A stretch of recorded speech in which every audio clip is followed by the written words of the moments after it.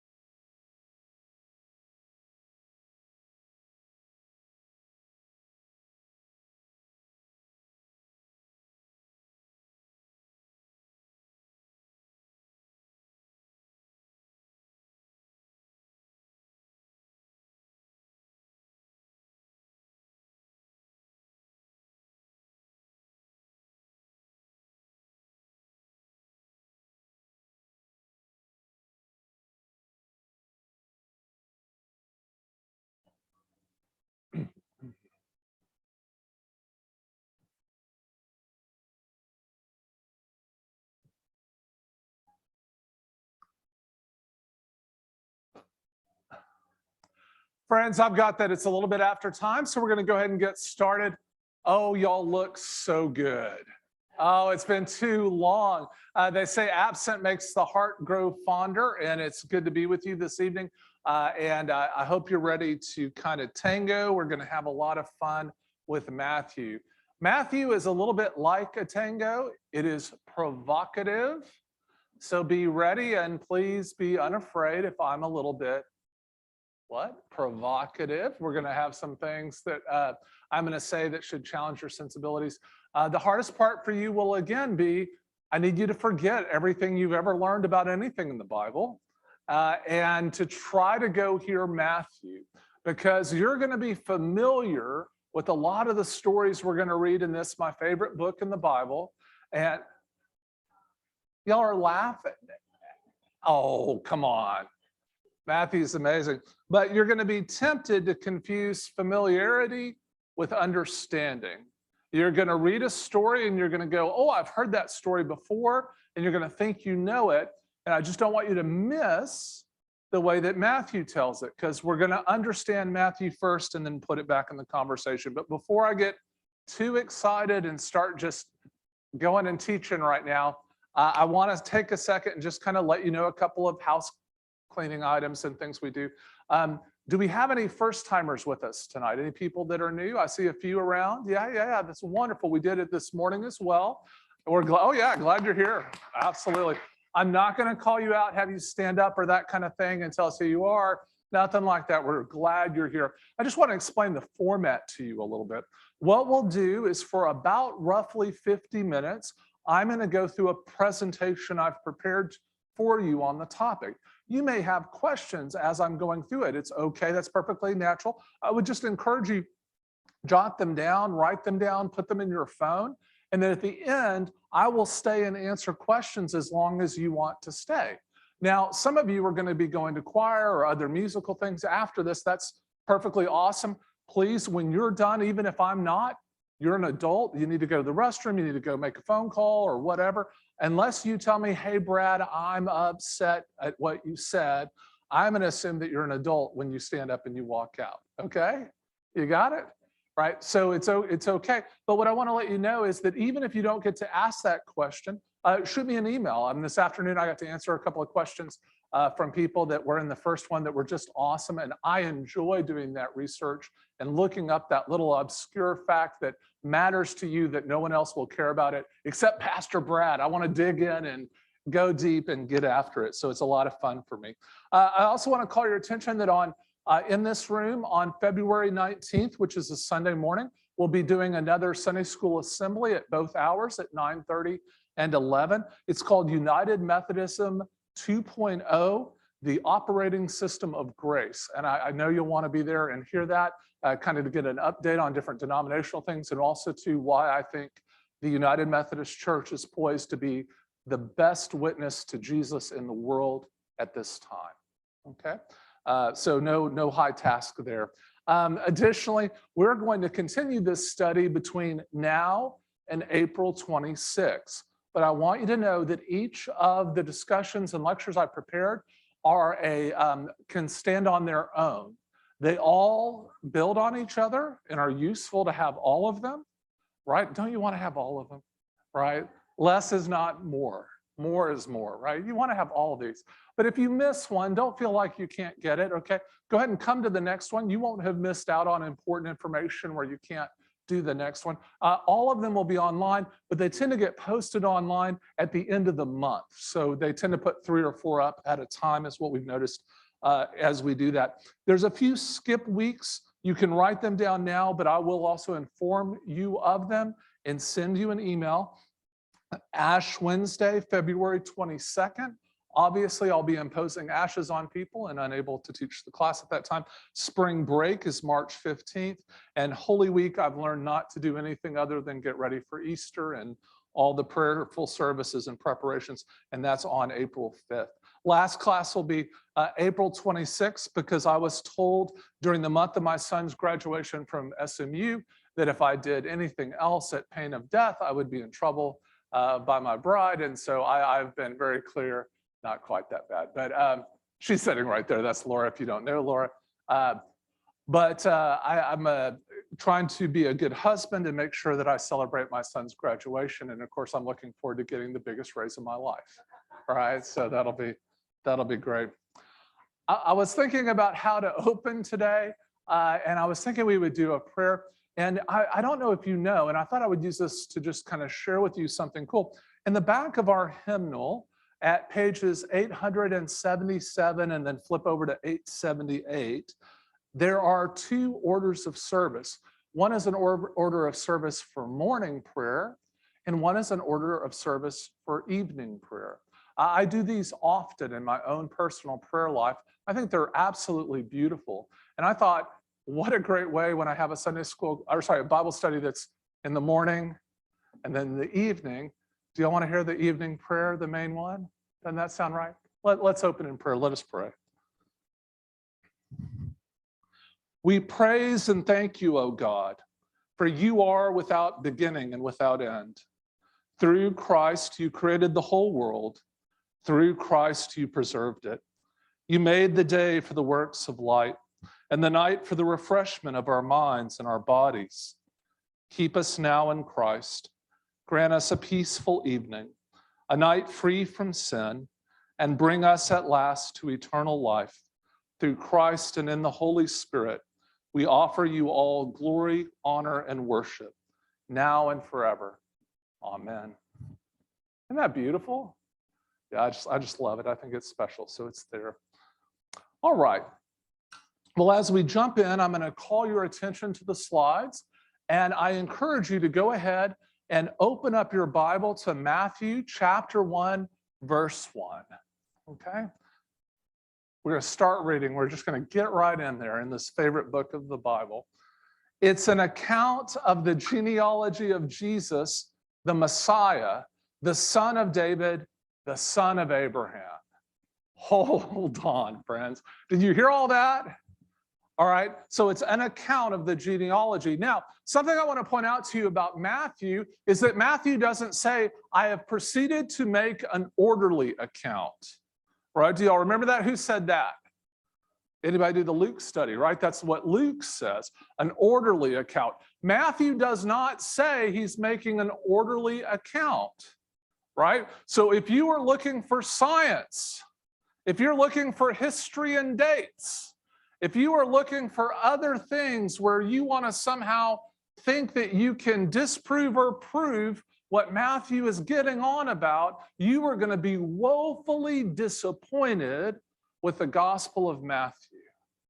Matthew isn't organized like that. It is an account that has a purpose. It wants to get across a very important point, and you hear it right after he says he's making an account.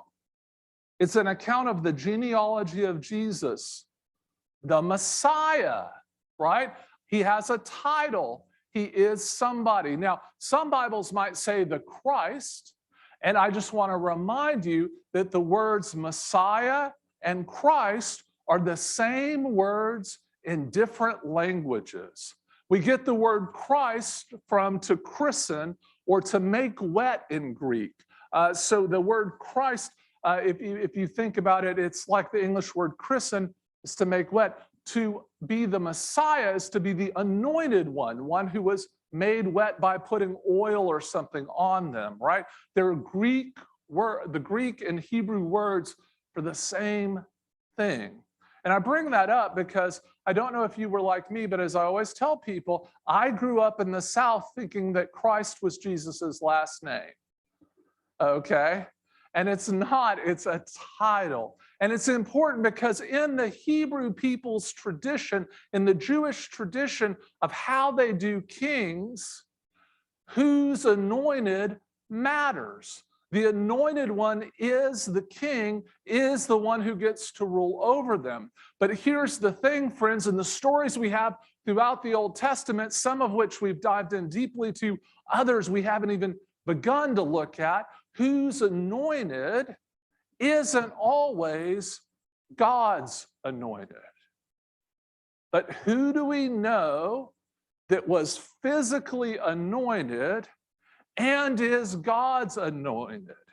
He has a name that sounds like David and begins with duh, right? David. We know that David is both. And the great thing about that is you're going to hear right here, he is the son of David, right? The son of Abraham. Huh. Did you hear the difference? Son of Abraham. What's up with that? Why does he go to son of Abraham right there? Don't you remember Luke, when Luke does the lineage, he talks about how Jesus's lineage goes all the way back to Adam. And he's making the point that Jesus is the Savior of the whole world. So what is going on here when Matthew goes to Abraham? Who is Abraham? He's the beginning of the understanding of Judaism, correct? But there's one other thing. Some of Abraham's offspring aren't Jewish. Hagar and Ishmael aren't Jewish. He's not just for the Jews. Abraham is the signal of faithfulness. So everything in this book is going to be showing how Jesus is properly the anointed one of God and is the ultimate expression of faithfulness. Faithfulness. I want you to hold those in mind. They're going to become important. Let's go to slide the names of Jesus. I've already kind of jumped in on that first upper quadrant there. Roy Heller, who's an amazing professor who I really enjoy a great deal. He's got 6 graduate degrees from Yale and a bow tie. I mean, the guy's just phenomenal. A guy out of Houston, amazing. I've tried to write to him a couple times. I'm gonna see if I can't get him to come on down here and speak to y'all one time. He's truly remarkable.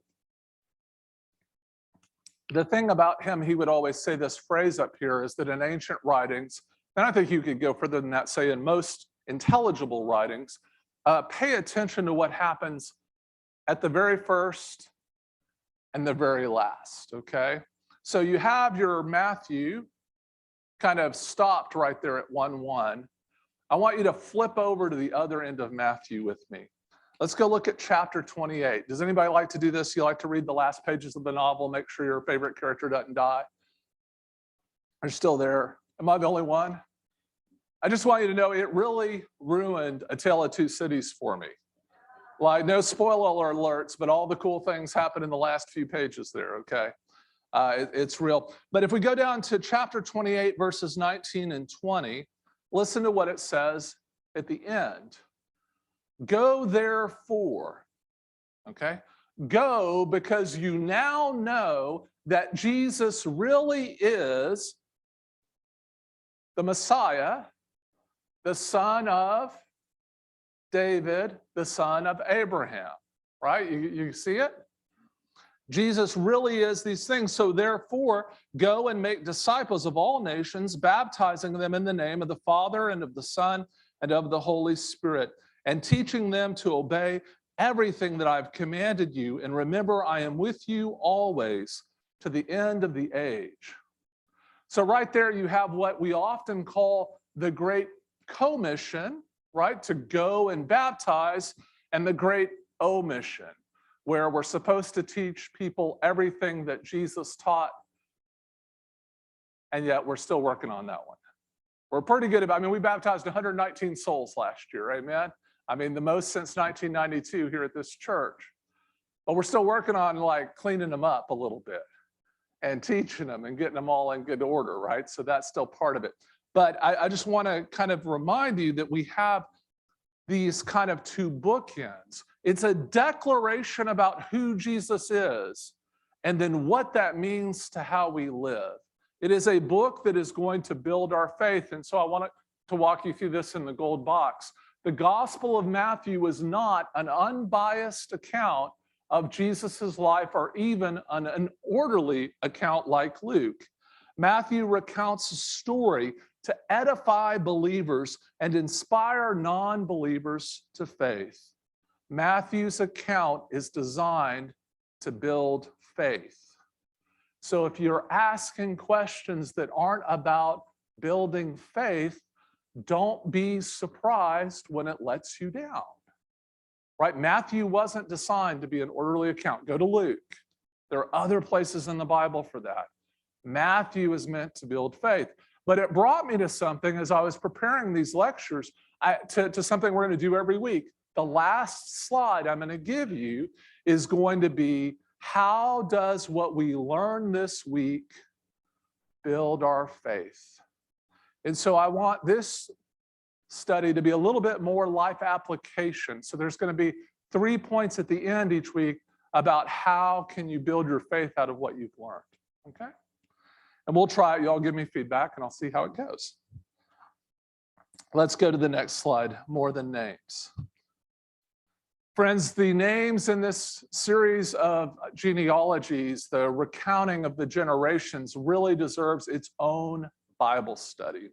I would imagine that most of you, as you started reading Matthew, if you began to look at it, this is the part you skipped over and you said, Lord, get me to chapter 2, right? It's name after name after name. Abraham begot this person, begot this person, begot this person. This person did this, begot this person. It just kind of goes on and on and on. But I want you to know that in this genealogy, there's some important, and I think I said in the email, scandalous things that if you just gloss over them, if you just fly through them, you're going to miss how edgy and challenging Matthew is to the people of God.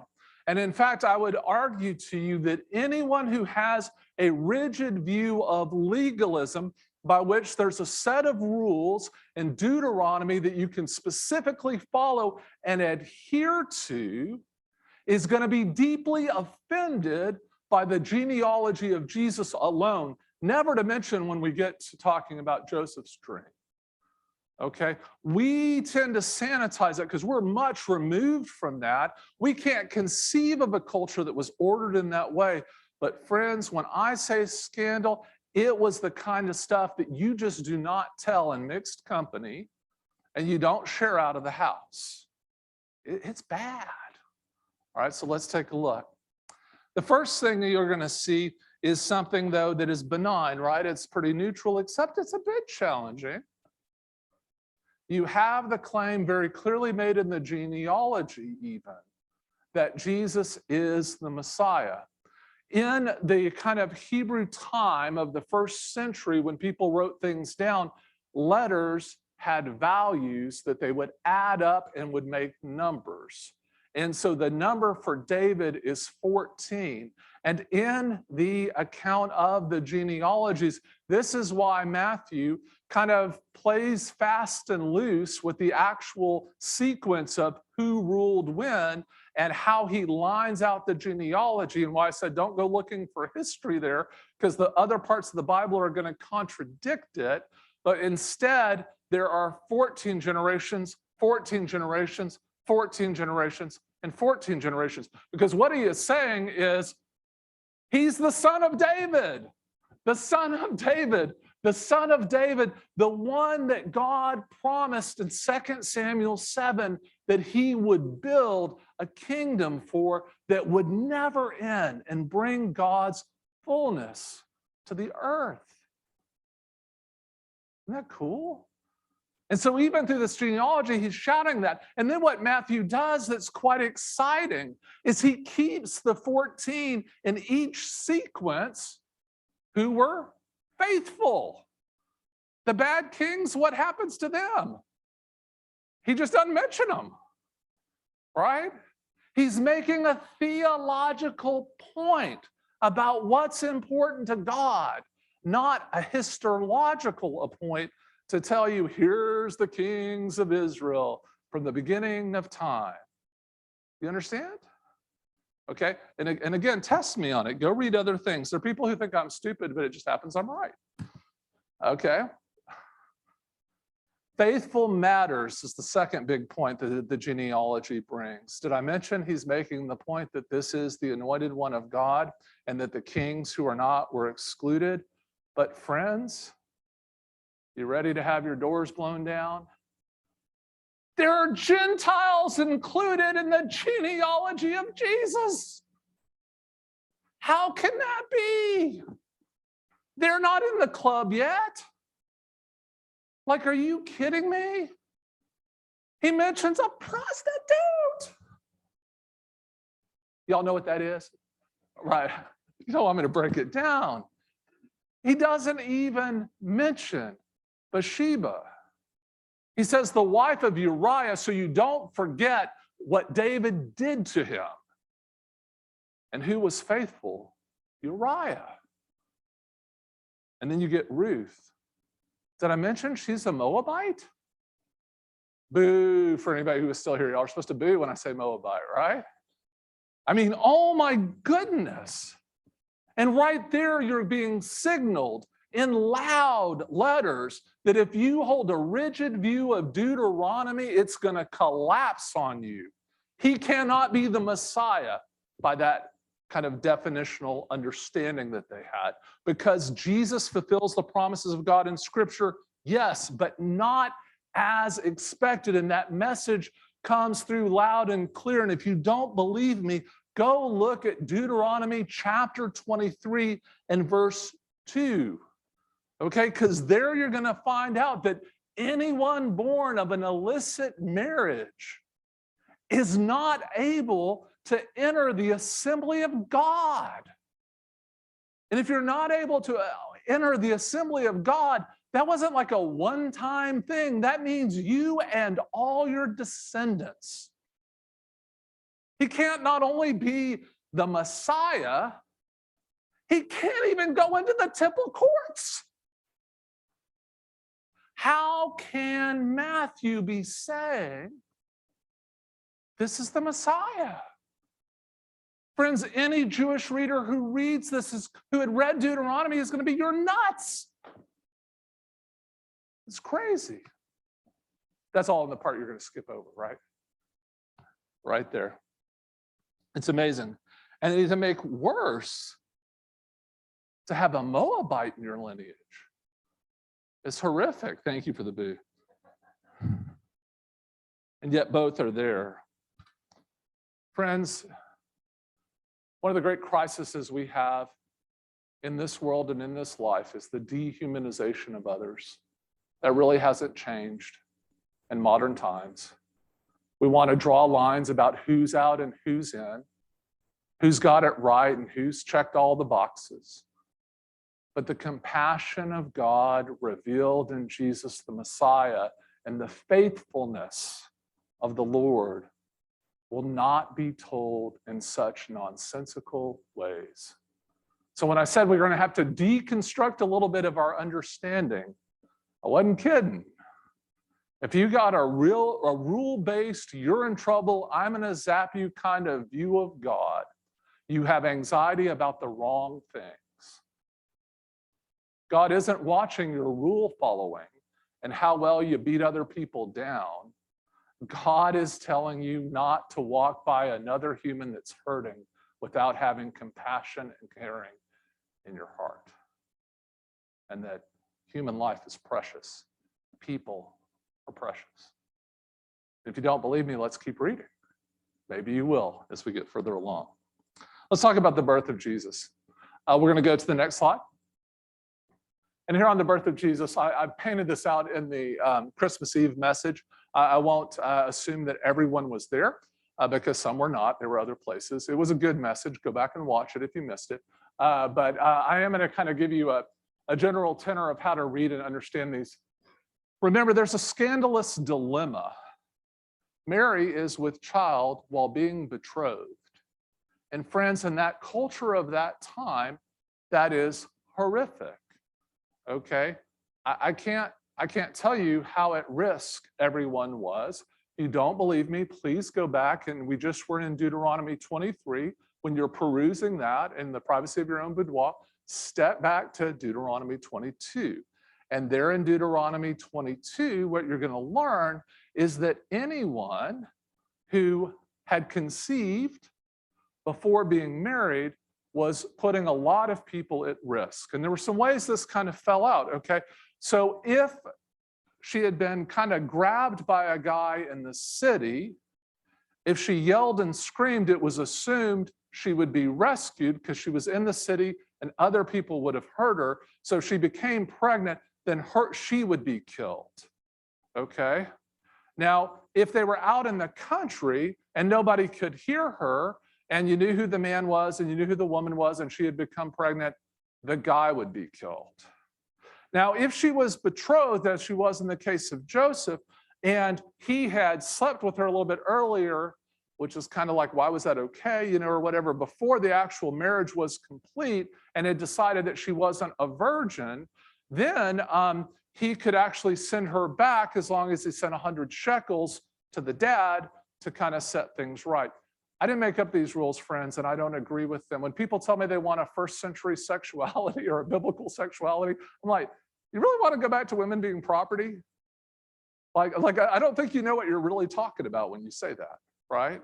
It's jacked up, okay? I mean, these are, I mean, I'm just reading Deuteronomy to you. I'm not trying to, I'm just saying, right?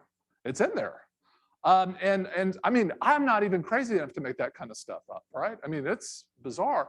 But all this is going on. So what was amazing is that faced with this dilemma, Joseph, who was a righteous person and knew all the rules, had actually gone through and found a way that he could send her back, in which case he's no longer responsible for her and the child. He's unlikely to be killed. They may have to move to slightly different towns because any cousin could also do, on either side, could do an honor killing.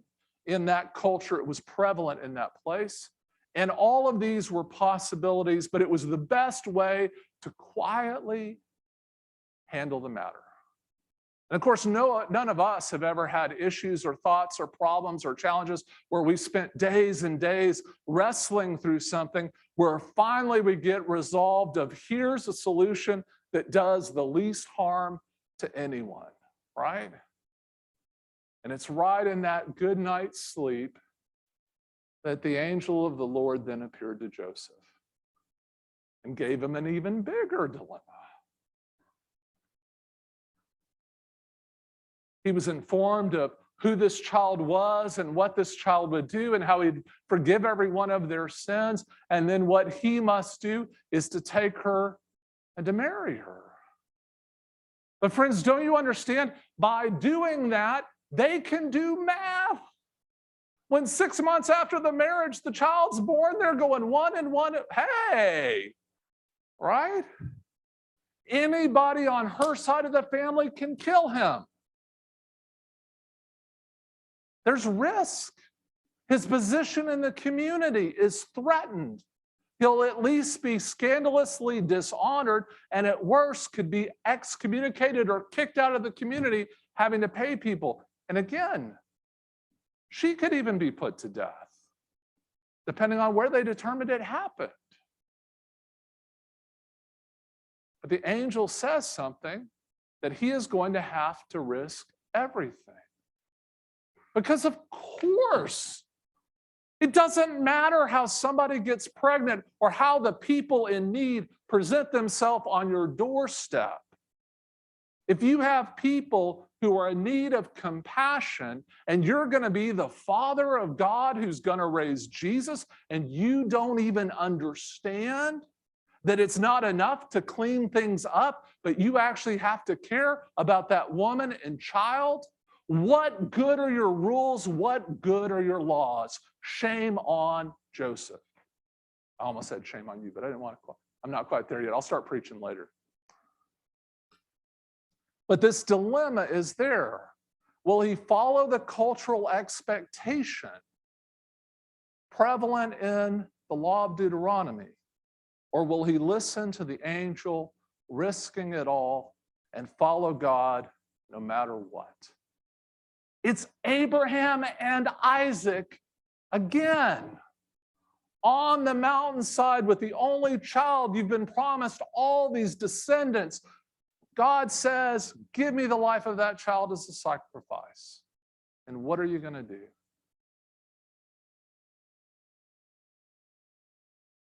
Joseph follows Jesus, follows God, becomes father of our Lord. And the text goes on to signify what you hear at the end, that indeed this one being born is Emmanuel, God with us. Joseph does, as it says in that dark brown, does what the angel of the Lord commanded. And you can see that clearly. Well, if you go with me about a year from now into the Holy Land and we go see a lot of the religious sites, you would be forgiven for thinking that King Herod of this time, who they say it's the age of Herod, is the most important person who was a first century Jew, that he was truly, it was an age named after him. He did remarkable things. I'm going to show you these pictures here on the next slide from the Holy Land and just draw your attention. Down here, I've got Caesarea Maritima and the amphitheater there, looking at it from the stage area. And then up here, or actually a little bit out past it, and then up here, I've got me standing near the there in the beautiful city. And I got a picture there just to prove that, like, I was actually there. And you see whoever's taking the picture has the camera a little crooked, like it was a live shot there. But you see all of this out here, designed and built by Herod and Herod's people. Everything up here that you can see, so all of that wall is kind of rebuilt in the 12th century, but all of the podium and the platform it's on, all the way from much further back to the right, all the way over here to that edge on the left where the pinnacle that I showed on Sunday, where Jesus was tempted is, all of that was built by Herod, designed by Herod. Friend, in this room here, if you go between not one of these sets of pillars, but two, and you go about the same height, and you go a width that would be about double the width between the pillar and the wall, there are stones that large at the base of that structure. And those stones were made so smooth that literally later in medieval times, when they decided they wanted to run water down one side of it to build a little aqueduct and put plaster on it, the plaster fell off because the rock was too smooth. The engineering and the capacity of King Herod to marshal the forces of the world and the ways of the time he was in was so great that it would be another 1,000 years before people regained those capacities anywhere in the world. Truly phenomenal what was accomplished. But the dude was also a bit paranoid. And that's what the picture over here on the left is. This is up on top of Masada, which is a palace that he built on an isolated mountaintop far down by the Dead Sea, away from everything, so that if the people decided to get him, or rise up against him, he and his descendants could go hide up there and have a safe place to retreat. It's also really nice. It's always sunny down there by the Dead Sea. There's no rain. And he built a whole spa and bath for him that took about 500 people to operate, so he could live up there in luxury. So if you're, it's better than New Mexico, don't worry about going to Flagstaff, right? This has got to be, right? This is not Tempe, it's nice. Truly amazing. But let's go to the next slide. So what happens in the Gospel of Matthew is that in the birth story of Jesus, basically all King Herod's fears are realized. And so if we look from the ways of the world and what King Herod is kind of dealing with, let's just kind of walk through what happens. By any measurement, we said that about who he was, archaeology, certainly, but Matthew, right, I even said, again, Herod's reign is like the time of Herod. So wise men are inspired by an astronomical phenomena to tell Jerusalem of a threat, okay? Now, Herod learns about the Micah and this shepherd that's told in the story there, who's going to come overturn everything. Remember, he consults his advisors. He sees what's going on. If he knows that he is kind of living, exploiting the Jewish people with the help of the Romans, he knows that if God has a plan to bring forth someone else, it's going to be bad news for him. I also want you to know about King Herod. A lot of his family members were killed by him to make sure they weren't a threat to him and his power, okay? And so then Herod decides he's going to do something different with these wise guys. He goes and he kind of, hey, heard you're looking for a baby. Let me tell you, we got something in our text says there's this potential baby that you're looking for down in Bethlehem. Would you let me know if you find him down there so I can come and pay homage as well with you?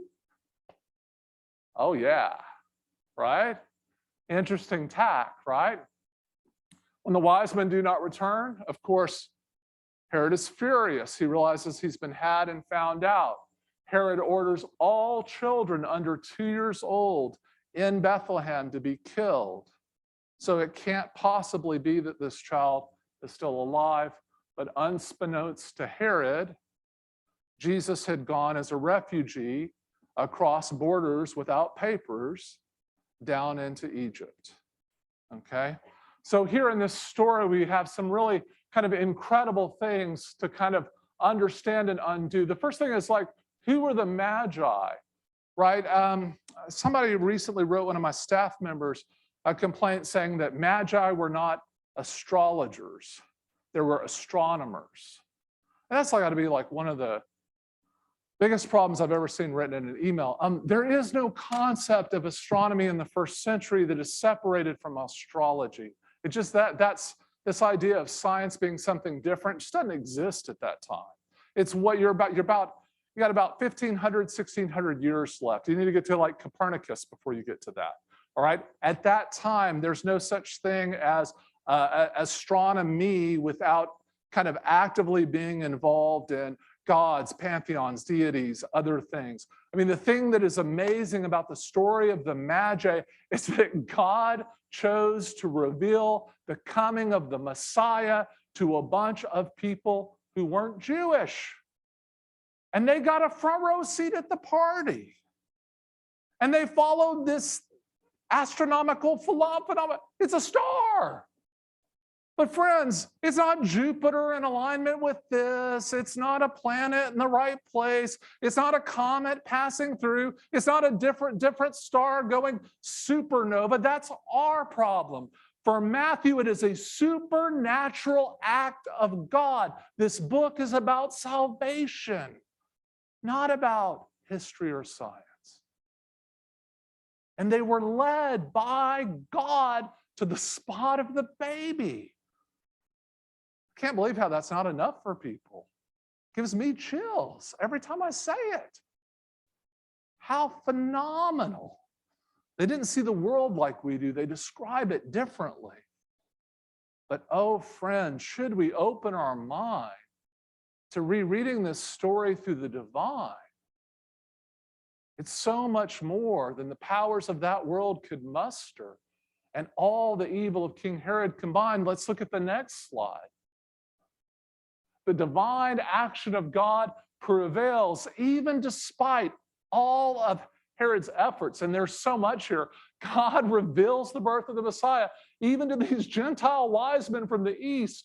They get there, and God's promises put fear into Herod. The words of the wise men testify to this divine king, the prophetic birth in Bethlehem. Here are the sources of that. Holy Scripture tells of this new shepherd. It's being revealed and fulfilled by the birth of Jesus. The wise men are warned in a divine dream. Now, it's interesting here. The actual angel that appeared to Joseph isn't mentioned in this. It's just a divine dream. But it's communicated to them to go back in another way. They realize it's true because they figure out who Herod is. But Joseph has another dream, and this time an angel does appear to him to be cautious and calls him to take Jesus and Mary and flee and go into Egypt. And here's a good time for me to say something. Friends, I go out of my way to try to not be political, but I get sick and tired when I join in with every conservative Christian, progressive Christian, and all Christians in between, calling out for care and compassion for those who have to cross borders when our Messiah is the reason that we care about people. Now, I'm a big fan of our nation having rules for how to cross and who can come in and who can't. Every nation has that right.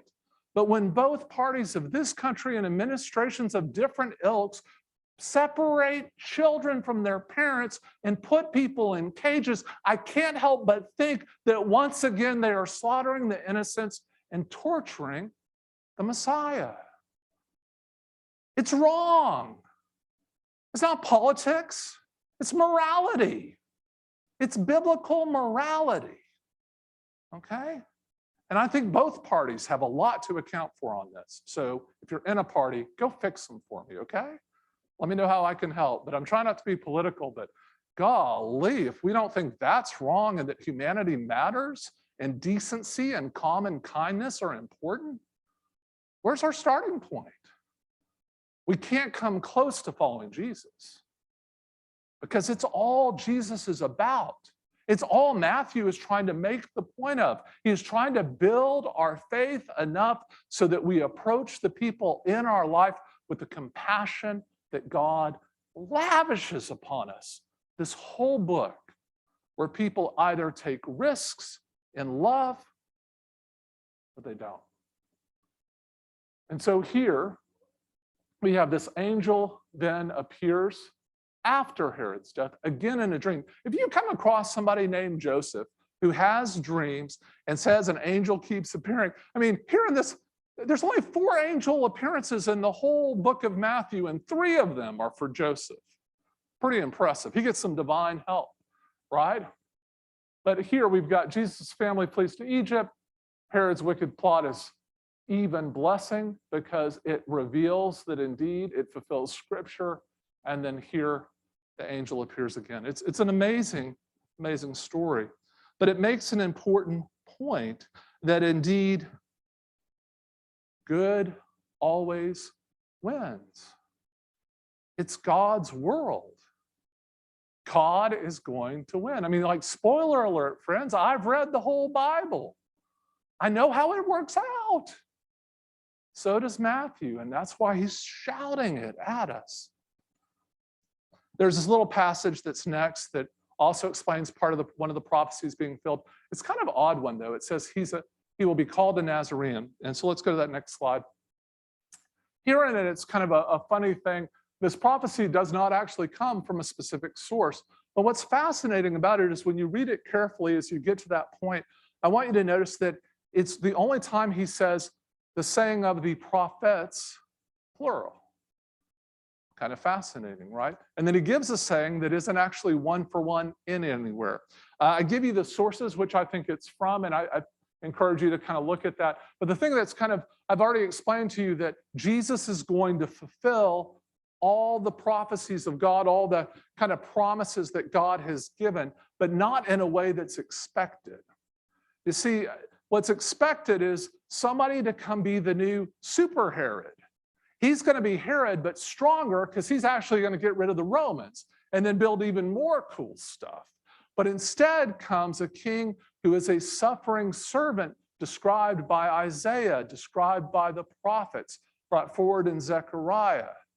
And he is going to love people through suffering so that their sin might be forgiven and that they might be set free. It's a radically different approach. By now, any Deuteronomistic leader in the temple, any burgeoning rabbi who had read this, their head is going to explode with what Matthew's saying. They're going to be into a rage at what Matthew has claimed. He is shattering everything they believe about how the law and God work. And he's calling them to this new compassion made possible through the suffering sacrifice of Jesus Christ, our Lord. There are some meanings about this word Nazarene as it's translated into Greek. So it's a Hebrew word that gets brought into Greek. And it means the place, and that's certainly the meaning here. It also means faithful to God no matter what. And I kind of like that one too. I think it belongs. The branch thing doesn't really work because when they put it in Greek, it changes too much. And it's also pretty obvious that no matter what some people say about this is the Jews' gospel and this other stuff about Matthew, that don't listen to any commentaries that say that they're a little bit off, they're dated. This is really a commentary that shatters that kind of Jewish thought and challenges Jewish thinkers to a deeper understanding of the Bible and what God is up to. And so because of that, I don't think the branch works, but hey, there are other people on Facebook that would disagree with me or out there on the other stuff, so you can read all of that, but I'm trying to give you everything I saw. Now we get to the big disclaimer. Do you remember verse 1? What did it say? Jesus is the what? Messiah. And if he's the Messiah and son of David and son of Abraham, that means he's also the son of who? God, right? Sounds like God, starts with a G. It's in the next slide if you're looking, right?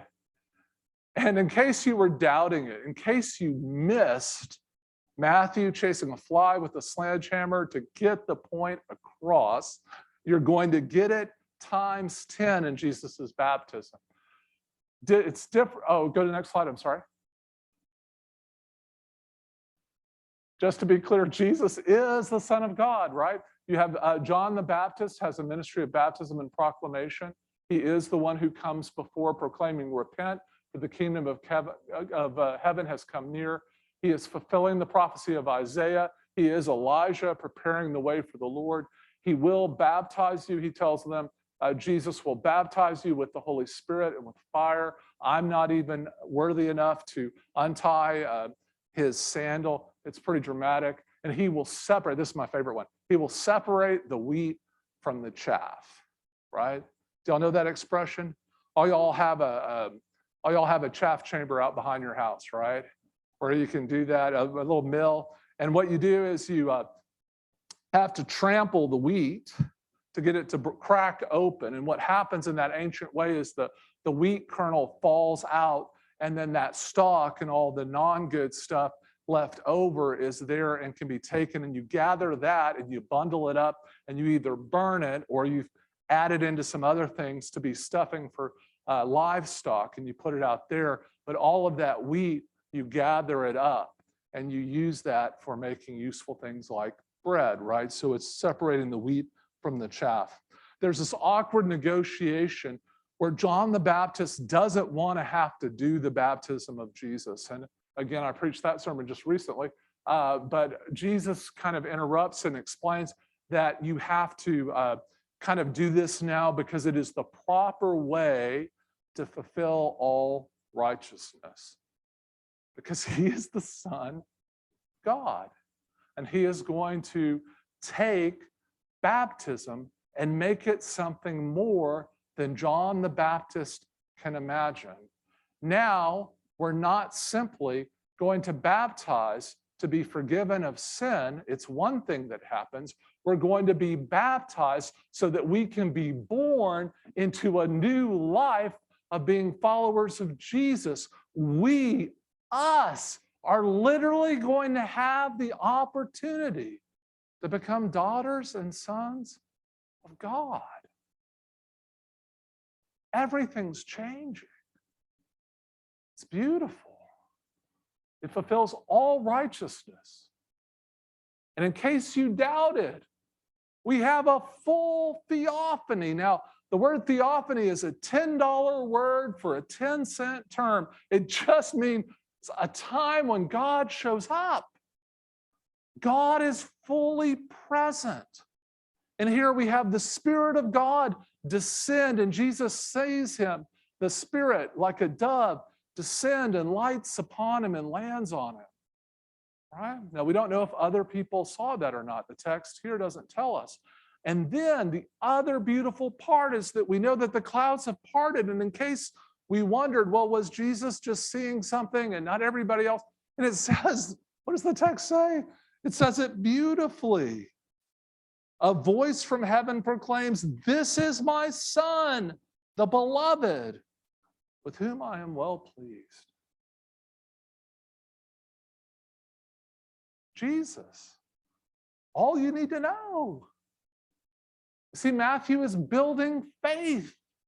He's trying to show you who this is.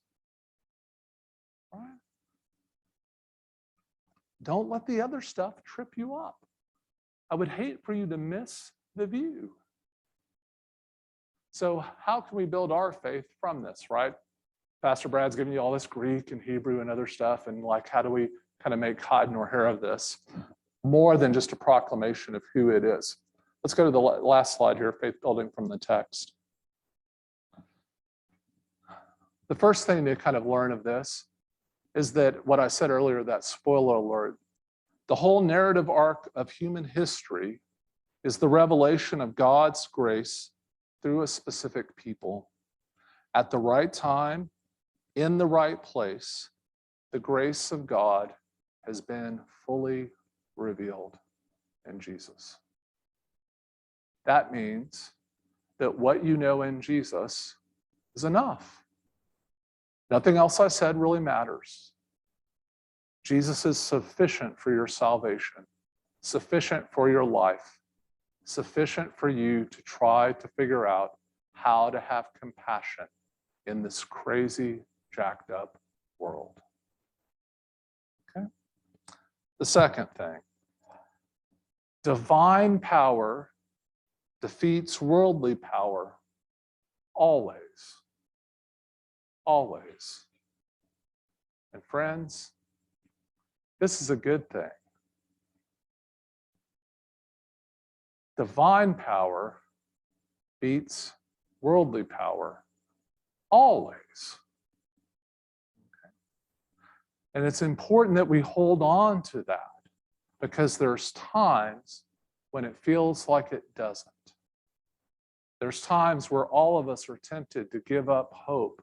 There are times when all of us might give in to fear. But the good news we have in the text we read today is that divine power defeats worldly power always. Place your trust in God, not the ways of the world. God's up to something. And when you face the dilemma of following God, what will you do? You know, I wonder, I look at the two people that I brought out for you today, Joseph and Herod, and I wonder, could Herod have chosen differently? Was he so jaded by the need for power and the bloodthirsty pursuits of his age and generation that he couldn't possibly give up anything for God? How many more divine interventions and inspirations would he have needed? I mean, sure, God will still use him to fulfill God's purpose as God would anyone. But when I look at these two people, Joseph, who risked everything, and Herod, who refused to risk anything, I can't help but see a contrast between the rich and the powerful and those with nothing. Those with nothing have less to lose and seem willing to make the risk. You're going to see this theme play out in Matthew over and over and over again. But remember, it's always as a question, not a judgment. It's a question. How will you react to the dilemma of your time? And friends, the dilemma, and why I use the term dilemma, is because it is tragic to me how we easily pass by the pains of others and don't even have the decency to treat them as fully human in this time. It's one of the greatest tragedies of the generation. And so I pray that as God's calling you forward to love other people into the possibility of the kingdom of God, that you will continue to answer the call. It is the calling of us all to be Joseph and to follow, even if it means we have to leave behind all of the biases we bring with us. Amen. All right, I'm ready for questions. What do you got? Yes.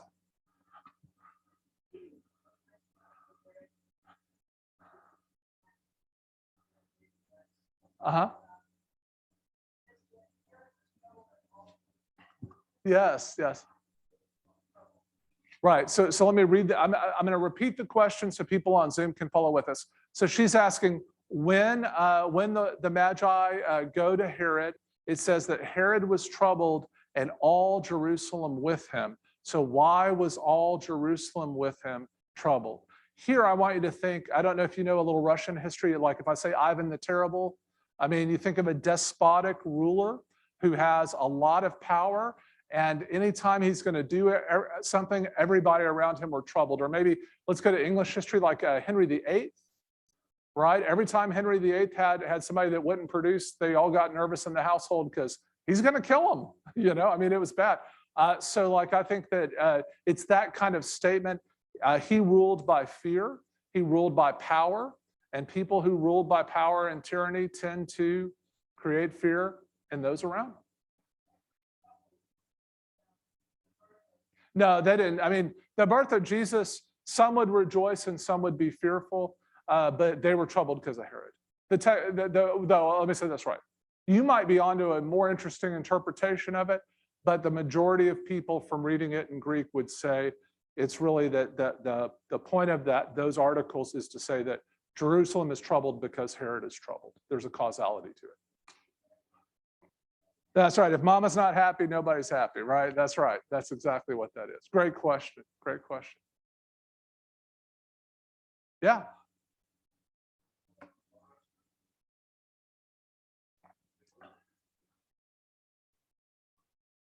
That's right.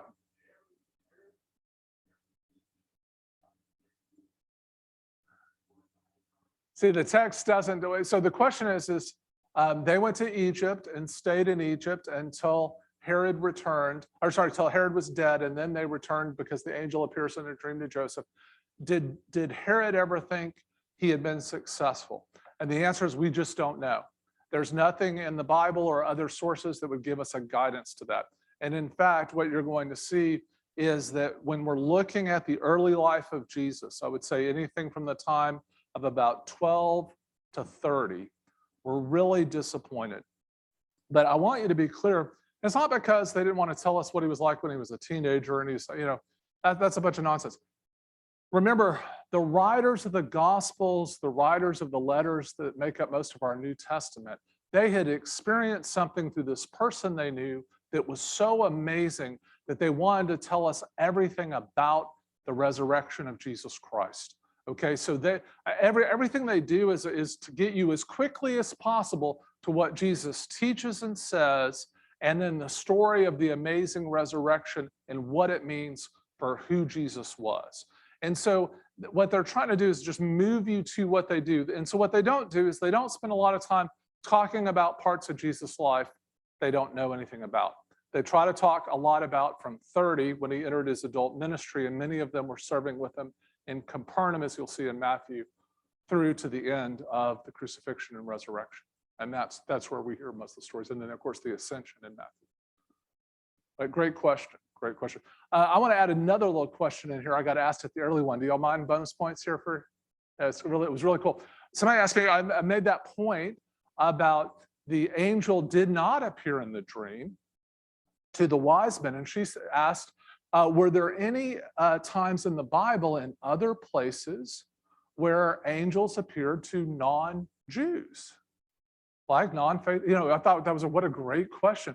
So right off the top of my head, I remembered the story of Cornelius, and that he was the one who Peter was down in Joppa. Cornelius was the centurion, and Caesarea Maritima, the picture I showed you that was there with the amphitheater in that place, and he was a God-fearer, but definitely a Gentile serving in the Roman legion, and he was actually had an angel appear. And then before that, I earlier mentioned the story of Hagar, who was a kind of concubine or servant of Abraham, and who she was not Jewish, because again, Ishmael, her son, is not Jewish. She was not, right? So she had the angel appear. In fact, the first appearance of an angel, unless you count the sons of God in chapter 6 of Genesis, you have to get all the way to chapter 16, and that's where it appears. I thought that was cool. Went through that, but it was good. I got to use all the research I had done for the last class on that one. That was great. Other questions? Yeah, Paul. Why don't we have angels appearing now? Well, I would say I wouldn't agree with that statement that we don't have angels appearing now. Yeah, they're always popping up on Facebook feeds and things like that. And no, I'm not talking about Charlie's Angels or the kind of the things, so the cherubs they put in the pictures there. I would just say, if I were to go into Bridge City, Texas, where Hurricane Ike washed through, and I were to lay on my back there and wait, how long would it be before I think a hurricane could come through? Right? The last time one had gone through and pushed Sabine Lake all the way into the town and covered the town in 48 to 12, inches to 12 feet of water was several hundred years before. Some phenomenon are not kind of measurable in human time well. So I would always just say that, I'm gonna have a little bit of openness. Now, I'm also a fan of, I am a scientific worldview person. I'm not willing to take some of what Matthew says just at face value, but I think it's important that before I make any decisions to fish or cut bait on what Matthew's describing, I at least listen to what it says and about why it's saying it. So when I mind Matthew, I'm not really looking for what Matthew says about angels. I'm more interested with what Matthew is saying that God thought was important enough to have the angels say and relay, and how that Matthew could not attribute to anything but divine intervention certain turns and points of the plot. And so then what do I have to do with that? Because the truth is, when I look at my silly little life, which isn't that spectacular in a lot of ways, I have to come to grips with the fact that there are certain turns in my life that without significant divine intervention, they don't occur. So what happened? I don't know. Well, I'm not going to write a gospel about Brad, right? I mean, I'm just a guy, right? But I do think that when we're talking about God, there's a lot going on here. The interesting thing is the Bible mentions angels some, what is it? It's about, in the King James Version today, it was 192 times, and that's in pure references and words that are directly attributed as spiritually divine beings, such as angels. And then there's also these other divine interventions that are angelesque, about another 70. So you can come up with about 260 different times. So we got to do something with it. But yeah, I wish we could catch one on camera. Yeah. Yeah, yeah, because it's there. We also have the other issue with the dark side too, about what we're going to do with them, right? Described in the Bible. Yeah, Art.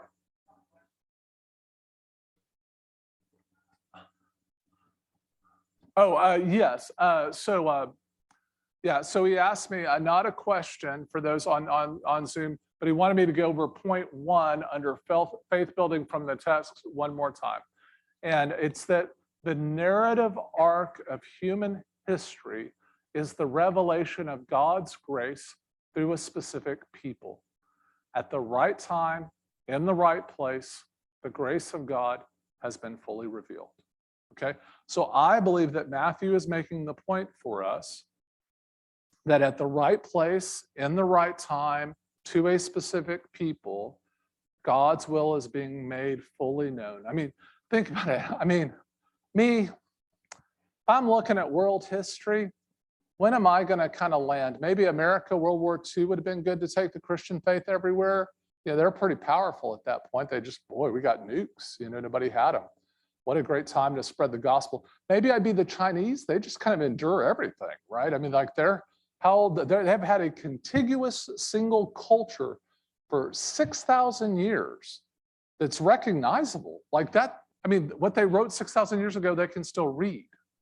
Think about that, right? How new is Texas? What's the oldest thing here, right? I mean, wow, crazy stuff, right? But when I think about it, putting down in a place where language developed at an earliest point, a people who would be conquered and spread through the world so that the thoughts of compassion and not just the ruling elite and how they dominate everyone would be captured, written down, and contained. I can think of no better way or place to get to as many people as possible, as quickly as possible, the message of God's saving grace for the world. Okay, now, Matthew doesn't go quite as far as I do on that point, but I do want you to know that Matthew does definitely believe that what he's writing is very clearly correct, and it's the total fulfillment of everything that had been promised in human history before. Yeah, does that make sense? And I just want to say, like, if you kind of buy into that with me a little bit, I hope you do, at least kind of entertain it, maybe dance with it a little bit, but it's kind of helpful. Because I don't know about your life, but friends, there have been some things that are really challenging, are difficult. How amazing is it to know that God and Jesus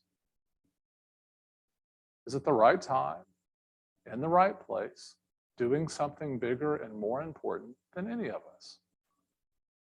Our goal isn't to be the center of the universe. It's to let God fill that spot. God's got this, guys. We need to get in alignment with what God's trying to do. And I can tell you, it has a lot to do with being nice to people and being compassionate. I can assure you, if you have means and you are not helping people, you will have to answer for that. Like, I don't know how to say it more plainly. Matthew's going to make the point over and over again. So don't take my word for it. I'm trying to be provocative. Matthew is provocative. Yeah.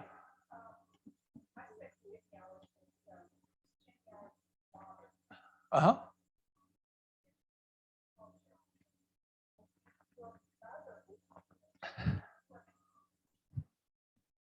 Are you questioning the matrilineality of Luke's account?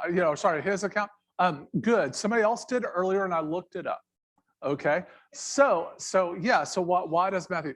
So there's a real problem with Matthew in this, and for people who want to make Matthew a book to the Jews specifically, which some scholars did in the 60s and 70s, because they were trying to reclaim more, kind of to not have some of the things that can be perceived as slightly controversial with the Jewish people be the main narrative of Matthew.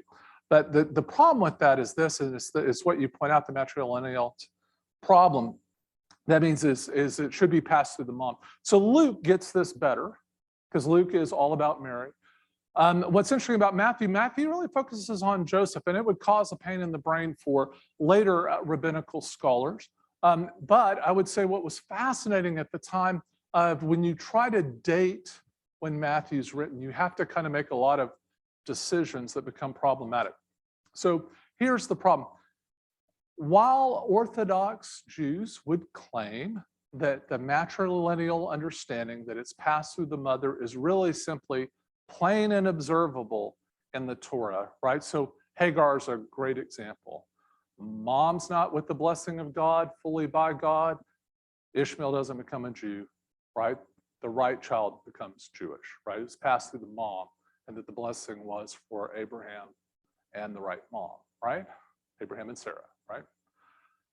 However, that line of scholarship and rabbinical study does not evolve until the mid-first century, okay? So they don't even write this stuff down and say that that's the way it works until much, much later. So how focused on that were they in the first century? We don't know, which is frustrating as all get out to me because I want to go, Matthew, did you not understand this? And here's the problem though, because it was in the Tamidic period of the first century that this was studied and written about, if we think as we do that Matthew was written either late first century or early second century, there's a problem in that he should have known, because 4 or 5 other times he is going to take up issues of dispute between Judaism and between Christianity as they try to coexist in these synagogues. And it just butts the heads. Now, but what I would say is that possible that in the early synagogue practice of the first and second century, that although certain scholars had started to think that way, it wasn't fully a big deal, maybe. But it's unsatisfactory to me. Yeah.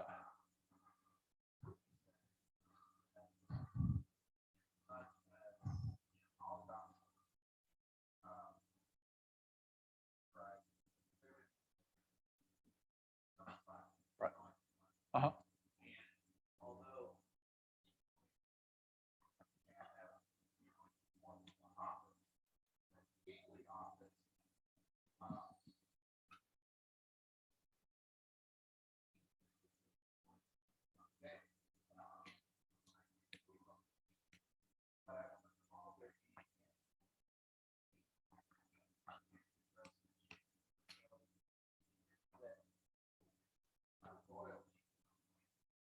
Oh, I see what you're saying. So the question you're asking is, could it be that this is a royal genealogy that is explaining, and I'm saying for people that are still with us on Zoom, that would then explain this, and that's why it really focuses on the male side of that. I would say perhaps, right? I would say that I would have put Luke higher in line for doing a royal genealogy than Matthew, but yeah, I mean, I can go with that. Or let me go be, all right, you ready? Ready to, I'm gonna, don't let, if you're gonna lose your faith over this, walk out now. I don't want to, your faith is more important to me than anything else, okay? I have a very strong, robust faith. I think about it a lot, I wrestle with it and all that. I'm not gonna quit loving Jesus because of what I'm about to say, but what if Matthew was trying to upset the Jewish readers and cause them a major pain in the brain? What better way to do it? It's a possibility. It's what I would have done. All right. He puts everything on its head. Get ready. This book is going to jack with you, friends. Like when you read Matthew, it's you're gonna have your thoughts about who Jesus was turned inside out. I promise it's not just me. I'm struggling with it too. When I read it, I'm like, what really, God? Holy cow. Like, I didn't expect to find the genealogy saying that Jesus couldn't have been in the house of the Lord in the assemblies of God. Like, what? I'm not talking about the denomination. I'm talking about the place, right? Good night. Whew. That's some real fighting words there, Matthew. Are you sure you want to? Is this what he'd be like? One of my associates sometimes will come in, Pastor Brad, are you sure you really want to say that on Sunday? And usually I'm like, yeah, let's do it. What are they going to do? Fire me? I work for a bishop. It's all good. Yes, sir. I didn't talk a lot about Matthew, like who he was. Yeah, why did he wait? Yeah, I didn't really go. Right. So I didn't go into trying to decide whether or not Matthew was an apostle or not, or was it actually written by the Matthew that it's attributed to. Yeah, that was intentional. I made a decision that I reckon that most of y'all have gotten lots of insights from other vistas about authorship, about time and location. How many of you have a Bible that have a little words by these super scholars who know everything about everything, and they're telling you, kind of where it belongs and what it is and all this stuff? Well, I wanted to go a different route, and I really wanted to drive into bringing it into the dilemma of today and the challenges I see for us, and to really talk about how does it build faith. Because the other thing is, I don't know if you know, 2023, guess what the theme for MDUMC is? We're going to be faith builders while we're going through Matthew, right? So I did that kind of on purpose. I didn't want to have to fish or cut bait or upset a bunch of people when I had to read it 3 different ways and at the end go, your guess is as good as mine. Like they don't know, right?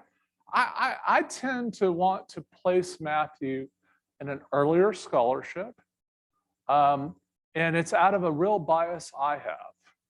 Nothing just makes me battier than having to listen to it was a great series. They had a great production value. The Jesus Seminar did a thing called From Jesus to Christ, and they had a PBS did Frontline and this whole special. They had John Dominic Crossan. Who could be mad at this little Irishman telling you the truth about Jesus? Let me tell you. And they basically pretended as if the earliest Christians thought Jesus was just another dude. Friends, you wouldn't have a Bible if that was the case. If they thought he was just a rabbi, you wouldn't have it. They were tripping. They were going, holy crud, did you just see that?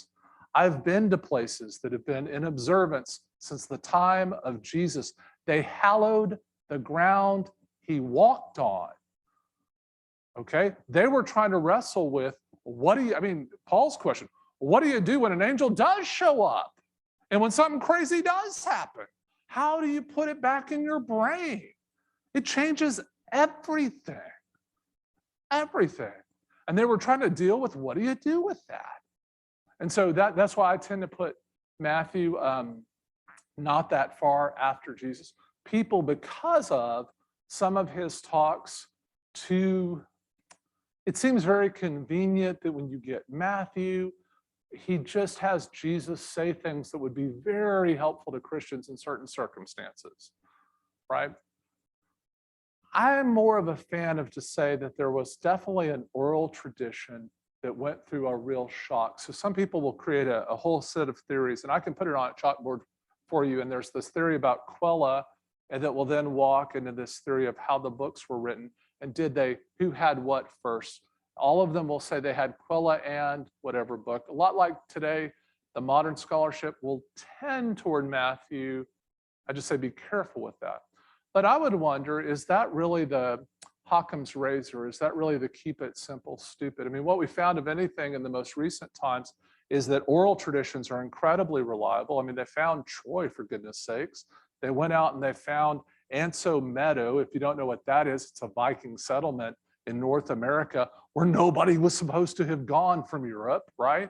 And they found a place where the Vikings had been. And the actual way they found those places was they navigated by the directions that were from the oral tradition that had been passed down. And guess what? They found out that they were reliable. I think people were talking about Jesus over and over and over again. And what you get in Matthew, Mark, Luke, and now John's a whole different thing. Okay, kind of the weird uncle out there saying a bunch of crazy stuff, but it's very useful, but it's different, okay? All right, in the beginning was the Word, and the light came down. I mean, like, whoa, what are you on, man? All right, so it's cool, I love it, but it's different.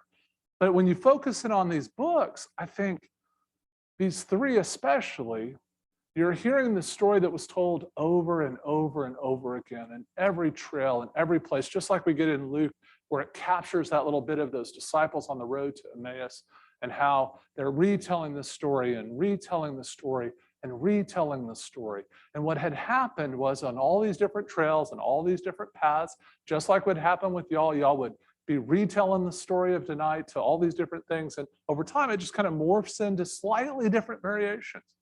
These early Christians realized that many of them were dying, and they needed to write it down if they were going to pass it to the next generation. And so you're asking me about Matthew.